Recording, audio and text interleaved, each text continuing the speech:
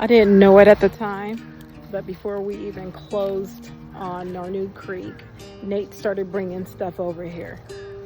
I had heard a very strong, very confident voice from God, just telling me that despite all of our challenges, that this land was ours. So my very literal black and white husband took that as a green light. Very first thing that he brought over here was this giant tractor tire.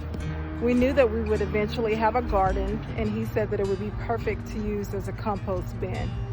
So for the last 9 months, we've been throwing in every bit of natural waste into the compost that Narnoo has to offer. Kitchen scraps, lawn clippings, even manure from nearby farmers, like all of it. So I was told by an avid gardener that right now this compost is too hot. And if I put it on any of our plants yet, they would probably die.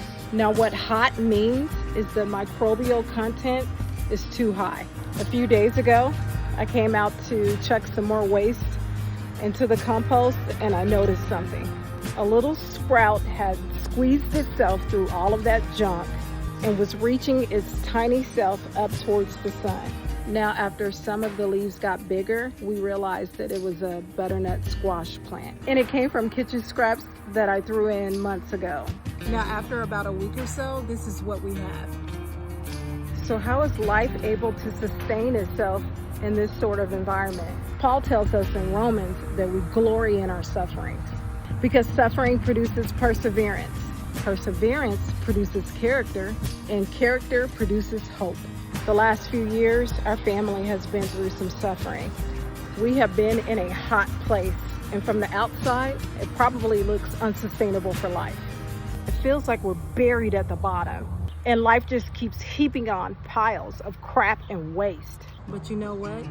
I think God built us just like this butternut seed. The heat that we've been trapped in has allowed us to germinate and sprout, and the crap that gets piled on is helping us grow. Today, you might feel buried. You may have crap piling on top of you. Germinate, grow,